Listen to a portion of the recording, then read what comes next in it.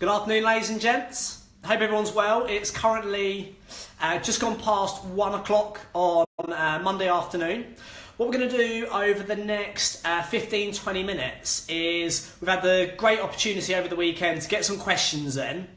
Many of you will have seen that we've opened up the Boardroom for our 2017 applications for the entrepreneurs, the property entrepreneurs board. And many of you will have received prospectuses already.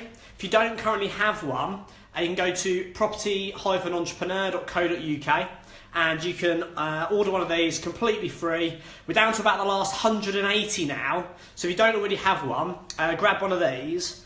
And what's explained in here is the property entrepreneur's journey, and this is the 3 levels, the 4 seasons, and the 5 steps that we've used to build all of our PPN UK companies. And you would have seen the awards that took place here on Friday.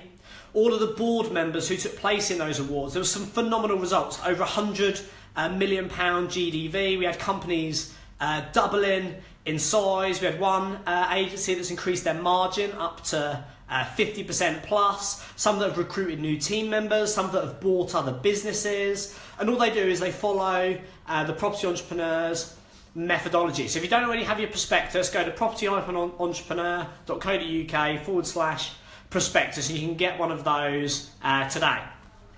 But what we're going to do on this Facebook Live Q&A, we've got about probably 15-20 minutes. And what I'm going to do is try and answer as many of your questions as I can. So I can see some of you joining live on the call now. That's fantastic. Feel free to write down any questions as we go.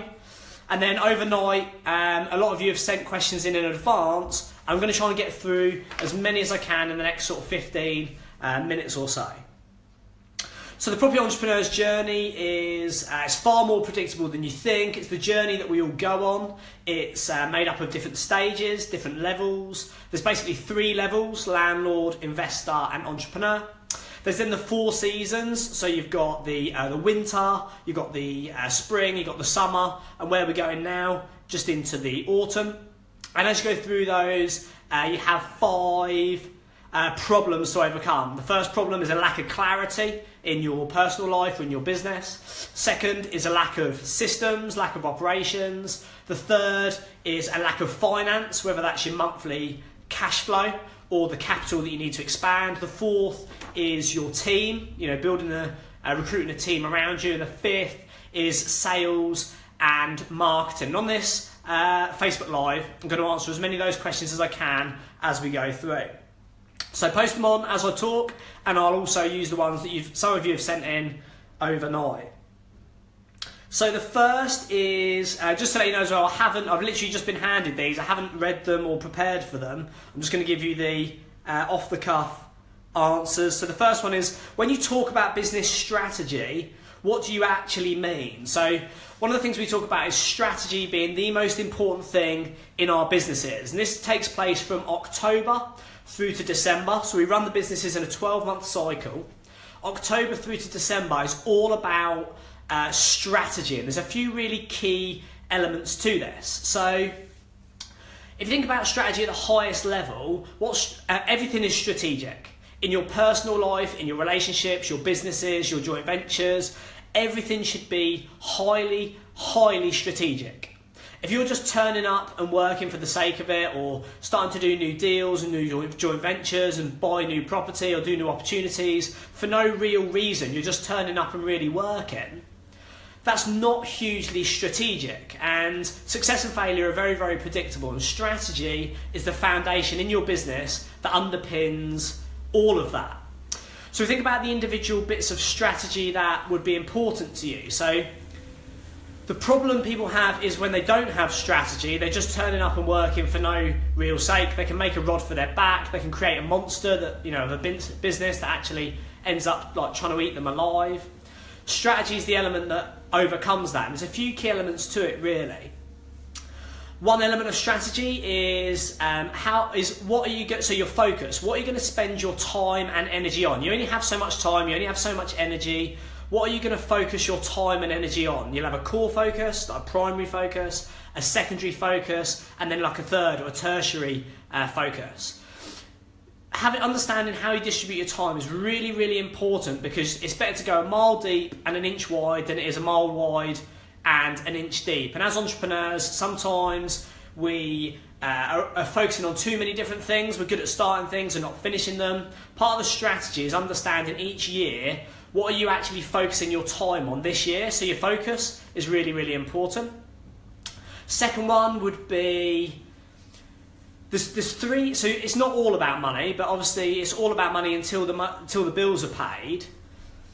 You need to understand what your we call it a play. So what play is each of these businesses? Is it a cash flow play? Is it a profit play? Or is it an asset play? And strategically, you need to understand what business you're building, because if you don't, not only will you not be able to give it the commitment, the structure and the framework that it requires, you'll quickly get exhausted if you're expecting to get something out of it when actually you haven't got the right financial structure for the business. So the three is cash flow play, profit play, and an asset play. So a cash flow play is a business that you milk like a cow. You can milk a cow forever, but you can only eat it once. A cash flow business, a cash cow business, pays your expenses every month, it pays your salary every month, it's a good lifestyle business, you draw lots of money from it. This is called a cash flow play. You'll have certain businesses that are cash flow and certain businesses that are not. If your core focus is income and you're still living hand to mouth, it's all about survival, that's what we call a cash flow play. You need money coming in every month, it needs to be predictable, it needs to be repeat, it needs to be reasonably low maintenance, and a cash flow play will be a certain type of business. Once you've got your cash flow play sorted, so that's one strategy, is your salary's paid, the next would be a profit play. And what we talk about with a profit play is, whilst cash flow is salary, profit is your bonus. It's your monthly or your annual bonus. And a profit play is completely different to a cash flow play. A cash flow play has overheads, has some sort of asset base that keeps generating revenue. A profit play can be quite transactional. So if you're building a profit-based business, the objective, rather than salary, should be bonus. And you should, at the end of the year, make a lump sum of cash, a pot of capital that's then your profit. And you can draw that for a bonus, or you can invest it into other assets. You can build other businesses. So you've got your cash flow play and then your profits. And a profit play has lower overheads normally. It normally has minimal overheads. You can expect a cash flow play to be anywhere, end of year net margins of sort of 20% plus. A profit play would be more like 50 to 80% profit. They would be transaction-based deals. In property, they would be like flips, deal packaging, development, lumps of cash, like no cash flow, but lumps of profit. So you've got cash flow strategy, profit strategy, and then your asset play. So if you're doing an asset play, that might be something like building a business for sale. And you might find that you spend 3 or 4 or even 5 years building a business and it doesn't give you any salary, it doesn't give you any profit, but at the end you're going to exit, and a 3 or 5 year growth program, you might use some private finance or venture capitals. Those plays are like 3 to 5 years, and you end up with an exit, a very deliberate exit at the end, or you float, or you sell your shares, you raise finance against those, things like that. So strategy, you've got your focus, you've then got your finance play, is it a cash flow play, a profit play, or an asset play? Why are you actually doing it? And if you're expecting, if you're looking for a cash flow play, but you're building a scalable company that costs you hundreds of thousands, if not millions of pounds a month to run, you'll find that the cash flow comes a little bit later on in those programs, because the overheads can be quite sizable. So there's 3 different types of money in that capacity. And then probably one final bit of strategy would be, if you're, one part of your strategy is playing to your profile. So lots of you would have heard of like Myers-Briggs, disc profiling, Wealth Dynamics, Genius U, DeBono's 6 hats. These are all profiling tools that will allow you to understand what you're good at and what you're not. And that normally reflects what you like and what you don't. And it's really important when you're building your businesses to make sure you're not signing up to something you don't enjoy. So if you're, for example, a trader profile or a steel detail profile person, and you're thinking about going and building maybe a star or creator profile business, which is all about being high energy, being more extroverted than introverted, being more creative, lots of variety, lots of colour. If your profile's down here where you're more about consistency, detail, doing the same thing over and over again, whether you're building a business or you've got a job, it's really important to try and position yourself around what you're good at. You know, I've known lots of people who've done 20, 30 years in accounts, IT, admin, auditing, and they've not really enjoyed the process. You know, they might have been good at it and might have earned a lot of money, but they really didn't enjoy it. They didn't find it engaging. They didn't find it challenging. Or maybe they did find it challenging, but they didn't find it engaging in a challenging sense. One of the reasons for this is it doesn't match their profile, and they find that they're actually trying to swim upstream the whole time because the career or the business they're building isn't in line with their personal skill sets, their personal values, their personal actual profile. So profiling is really important. It's to understand what you're good at, what you're not good at, and then go for a job or build a business that's based around those. Strategy is made up of loads of different things. Probably one final thing actually is your business model. If you currently have a business, you should know your business model. Jim Rohn says don't start until it's finished. The business model is one of the key parts to this. You need to know your business model literally inside out. So your business model is like your commercial balance, your critical mass, your margins, your revenue, your structure, your business profile, your asset base. All of these things make up your business model, and you should know that inside out. So for example, one of our larger companies, Multi-Let UK, the UK market leader for professional house shares. We've got 6 offices around the UK. We've got a head office in Nottingham, and that's one of the businesses we're currently developing to be scaled next year. That business model, before we even started it, so the only thing that's consistent with that business now against what it was 3 years ago, the only thing really, apart from the name, is the business model. The business has been built around a certain business model which makes it commercially viable. Our business model for Multi-Let, for example, is that the commercial balance, the point at which it works, is 200 units, 500 units and 1,000 units. The annual revenue per room is baseline £800 per annum. It's plus add-ons £1,000 per unit per annum. The running cost of a local office against head office is £28.25 per unit. The local office running cost is £800 per calendar month. All of these things, our target margin is 35%, our minimum margin is 35%, our target margin is 40%. You should know your margin, like your business model inside out, so you can literally just spiel it off and you build your business around that model. So if you don't currently have a model, you know, what deals do work for you and what ones don't? What is your strategy? What works for you and what doesn't? All of these things make up your business model. It's really important to pin those down as soon as you can. Well, next one, what are the biggest challenges at each level? So the 3 levels is the landlord level, where you're one-man band, self-employed job. By the way, all of these are in here. I can literally go through them at the highest level on this Facebook Live, but each of them are explained in detail in the prospectus. You've got the landlord level, the self-employed job, one-man band, you've got the guy running a hot dog stall. When you progress from there, you cut your teeth there, you find out how to create value, then leverage and move up to the investor level. This is like your one restaurant, key person of influence, local market leader, started to build a team, started to own your space in that capacity. This is a great lifestyle business. And then finally is like the McDonald's. This is your entrepreneur level, highly standardized, highly valuable, highly scalable business. So the question from Jane was, what are the biggest challenges at each level? So the biggest challenge at landlord level is probably taking the leap of faith, is getting committed in it, putting enough time in to actually do it justice, and then just getting the ball rolling and making money, really, creating what we'd call value, something that you can do to trade for money. So the biggest challenge at landlord level really is taking the leap of faith, having the confidence, taking the risk on board and actually getting the thing rolling. That's probably the biggest challenge at the landlord level. Excuse me.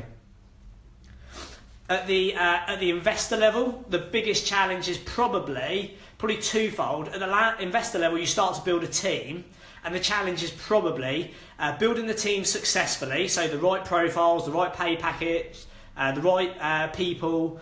Building the team is one of the challenges, and probably the other one is at the landlord level, you swap your time for money. You know, you're out there working hard, making money, and it pays you living. At the investor level, you're basically going to have to buy back some of your time. So you'll have to recruit your first bookkeeper, lettings person, sales and marketing. You might get some consultants in to support with some of your systems or operations. You'll start to take on costs. So the first problem or challenge at the investor level would be to how to recruit a team and to do that effectively. The second would be as you trade that revenue off, because you have to allocate some of the cost, you go into a little bit of a dip. And whilst at landlord level you might be paying your overheads, might be profitable, but you want to buy back your time, to move to the next level you actually have to go into a bit of a revenue dip where you have to trade your money back for capacity, and you buy back your time, build the team again, and that will start to take you to the next level. But it can be a little bit of a challenge, because you've got to increase the revenue as quickly as you increase the cost, and you'll either do that organically, by the more revenue that comes in you slowly recruit like that. That's absolutely fine. And once you get a taste for that and you start to realise that people are an investment rather than a cost, what you'll realise is that you start to get an appetite for it, and we do what you call forward funding. So putting the money in up front, taking the dip, and then understanding that as the forward funded capital goes down, your burn rate, your revenue has to increase as quickly. And that might be a 12-week program, it might be a 12-month program, totally varies, but that's all part of your strategy. If you can master getting the revenue up at the same point as your costs, and also if you can recruit the right team at the same time as getting the cost, you'll move up to the entrepreneur level. And then the biggest challenge at the entrepreneur level is probably twofold. One is making sure your business is highly standardised and ready to scale, and making sure that everything is absolutely watertight.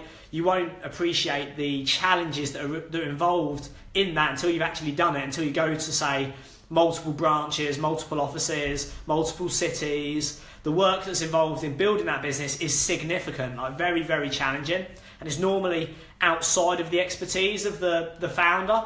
Normally the business goes from being a dynamo or a blaze profile business, where there's lots of energy, lots of activity, things moving forward really fast, into a tempo and a steel business. And that's a really, really challenging process to go through. And the first is because of the standardisation that's required. And second, which you'll probably find hardest as an entrepreneur, is maintaining the culture. When you go from a small team of, say, up to 10 people, where it's like the band of brothers mentality, you're all in it together, you're shoulder by shoulder, you're going through it all at the same time, that's a really, really great, exciting place to be. But as you progress forward and scale, you'll find those 10 people might become 30 in what seems like overnight.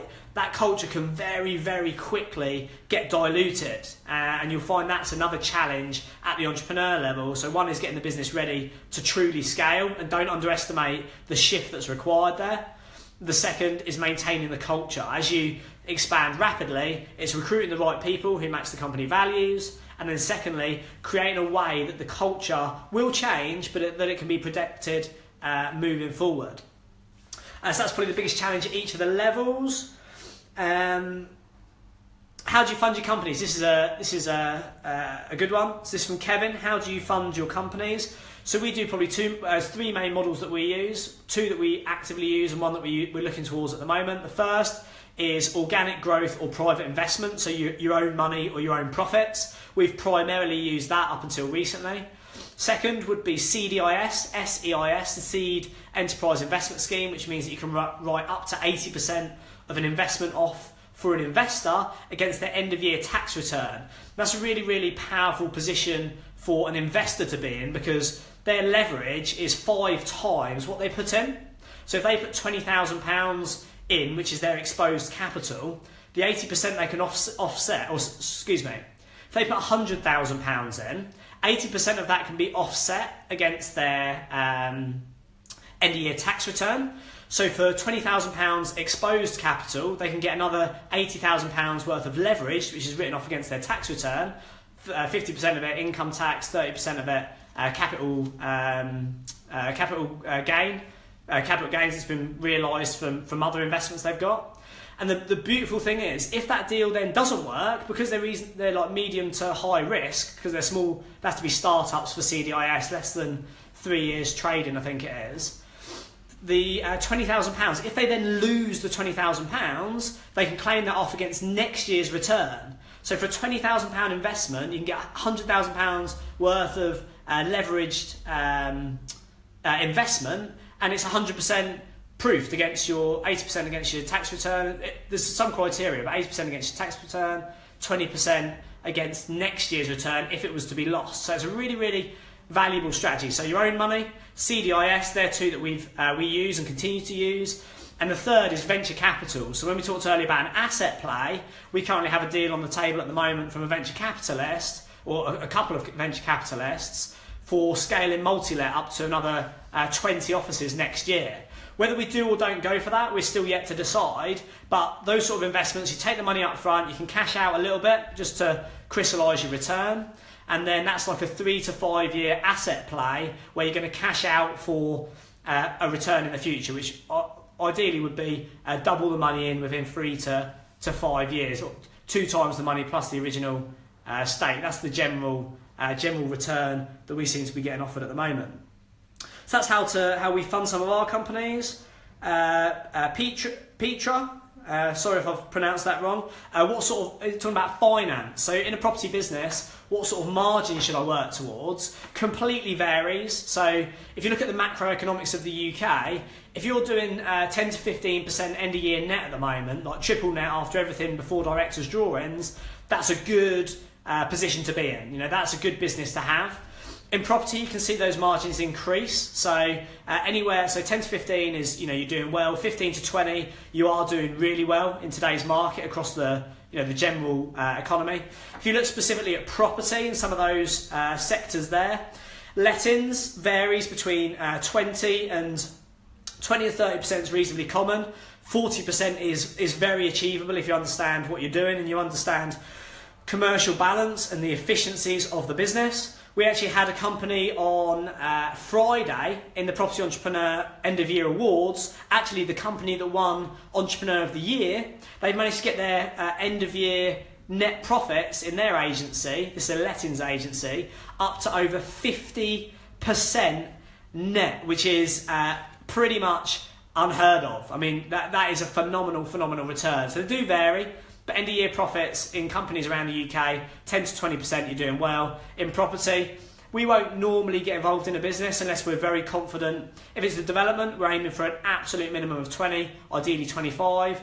Most of our businesses generate a net margin at commercial balance of 40. Some of them which have low overheads, which are profit plays, like your portfolio building companies, things like that. We strip out the overheads of that and have very, very low overheads. And it's not uncommon. We had another company in the boardroom on Friday who are doing over 90% profit in their portfolio building company. It's very, very strategic, but it's very, very deliberate. It's ours isn't quite that impressive because we have a few more overheads than they do, but getting over 50% for a deal packaging company is very, very realistic when you understand commercial balance and how to build efficiencies into the business. Probably got time for a couple more.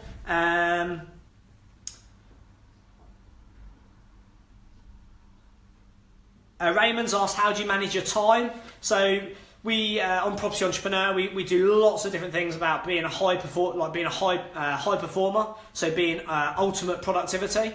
One of the biggest things is being very, very strategic and ordered with your time. So on Property Entrepreneur, we do something called Sunday Sanity. And what that does is every Sunday, and then people have to post it on the WhatsApp group, post their list, post their calendar. I don't have time to go through it now, but there's a very, very strategic process we use called Sunday Sanity, which ensures that every week you're progressing the business forward, you're effective in your time, you're not getting caught up in the day-to-day, and you're not getting caught up in the noise, because that's very easy. Your business can create a bit of a vacuum and can suck you in, but it's really, really important that you build it in a way that it's the most effective it can be. And it's your responsibility to make sure you're working on, there's 3 types of focus. Business delivery, which is turning up and working day to day. Business management, which is starting to leverage. So business delivery is landlord. Business management is investor level, managing a team, managing contractors, managing projects. Delivery, management, and then finally development, working on the business rather than in it. That's the entrepreneur level. It's really important you understand how to distribute that time during the week to allow you to move forward. Otherwise, you'll be dealing with the urgent stuff, not the important stuff. And we all know how easy that is to happen But it's easy to do and easy not to do. It's very easy to get out of that when you understand how to manage your time. Then probably final one. Final one just to finish. I've got a fair few questions that I've not had time to answer. I'll probably do a Q&A later in the week just to pick up a few of those and a few of those that have come in whilst we've been on the call. Two questions. One is the biggest challenge, and second is top 3 tips for property entrepreneurs. So, biggest challenges by Claire. What's the biggest challenge you've had as a property entrepreneur? I'd say probably the biggest challenge we've had is taking businesses from investor level to entrepreneur level is probably the biggest challenge. We're doing that with Multi-Let UK at the minute, and the shift from investor level to entrepreneur level, the whole business literally changes. In the same way that a snake would shed its skin as it starts to grow, what works at landlord and investor level doesn't work at entrepreneur level. And that change process is a huge challenge. That's probably one of the biggest current challenges that we have, and it's probably the biggest challenge for a property entrepreneur is how do you get really from investor to entrepreneur level. And it's very strategic, it's just very challenging because there's lots of sensitive elements to that. There's your service levels, there's your culture, there's changing the teams, restructuring the business within the existing business model. There's lots of change that happens, and change management is a very sensitive thing. You have to be very careful when you're changing businesses between the levels, and I can share that with you in due course. Again, a lot of it, if you haven't already got the prospectus, go to www.property-entrepreneur.co.uk, and the section you want to read about moving between the levels is this section here. This will take you through the 5 different steps of moving through the levels. When you understand them, the academics of it are very straightforward, very easy, but the actual implementation and the execution is very challenging. It carries a lot of risk, a lot of change, a lot of friction. So then finally, just to finish off, so this is from Louis. This is from Louis or Lewis. Top 3 tips for property entrepreneurs. So top 3 tips for me, without a doubt, just to finish. The first one would be strategy. Luckily, we talked about that earlier. You have to have a solid strategy. What are you doing now? What are you doing in 1 year, 3 years, 5 years? What are you actually building? What are your products? What are your services? What are your margins? Are you building the business for cash flow, profit, asset? How are you going to distribute your time? What is your primary, secondary and third focus? What's your commercial balance? What's your business model? What are your margins? Strategy, you need to have that absolutely nailed before you go too far on any sort of expansion plan. So the first is strategy. Second would be finance. Whilst some of us will be more into finance and making money element of being an entrepreneur than others, the finance is the foundation that pins the whole thing together. And it's no less important than blood going through your body. It's absolutely essential to the running of the business, regardless of what part of your vision and aspiration it plays. You need a solid finance model, and this is twofold. One is your cash flow.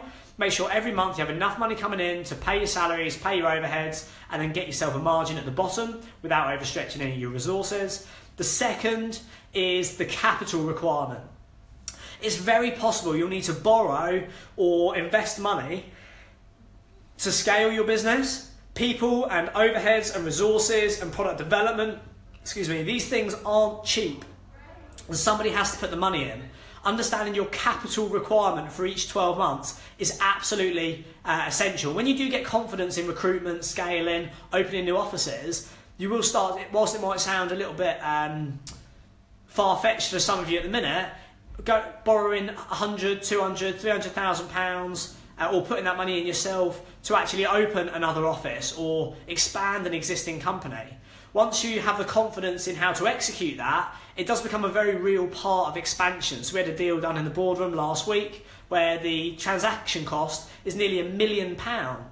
But because they understand the asset value of the company they're acquiring, the risk level is mitigated highly against the asset value of the business. So it's not the best part of £1 million being spent, it's £1 million being invested. There's a big difference between sunk cost and capital burn and asset-based investment, and that's probably one for another time. So second is finance, and then the third is your team.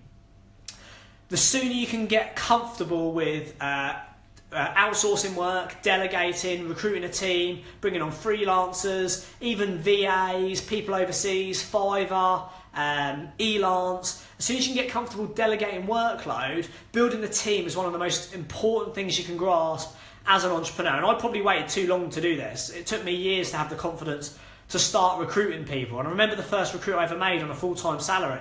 I remember thinking, I have no idea how we're going to pay for this person's salary. But then that was the last, I recruited them, and that was the last time that ever passed my mind. I don't know how we do it.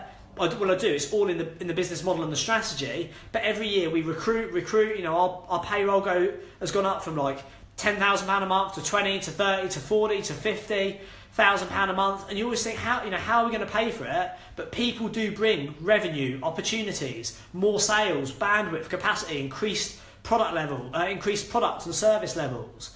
Recruiting people is the third one, and getting the confidence to start bringing people on board. And as long as you can make sure that the revenue keeps up with the cost, can be the most effective way to take your businesses forward. So thank you very much for joining us on this Facebook Live. I've got a few questions here that I've not had a chance to answer. Apologies if that was some of you that have joined us now. I've got a few on the call that I'm going to answer later on. I'll get another Facebook Live booked in for later in the week. Hopefully that added some value, gave you some insight. Everything you need about the property entrepreneur's journey is in the prospectus. So if you haven't already got one, go to www.property-entrepreneur.co.uk/prospectus. I think we've got about 180 of these left now out of 500, and the applications have only been open a week. This will literally walk you through finance, recruitment, strategy, systems, pretty much everything you need to know in order to get your businesses up to the next level. So have a great Monday, enjoy your afternoon, and I'll catch you again online soon. Thanks for joining us.